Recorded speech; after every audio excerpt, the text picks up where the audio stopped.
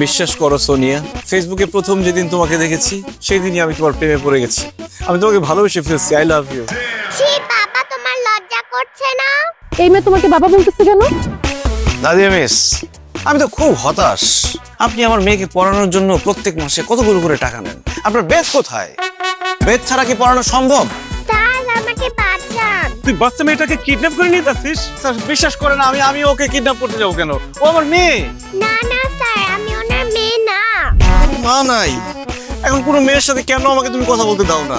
তোমার নতুন মা লাগবে না?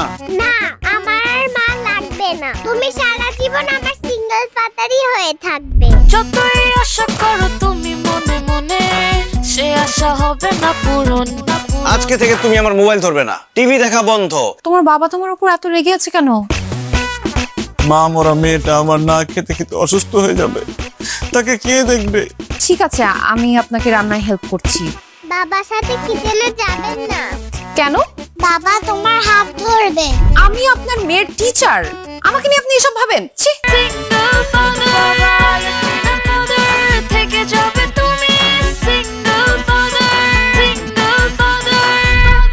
সারাক্ষণ কিন্তু তোমার মেয়ে আশা আর আশার বাবার কথা বলে।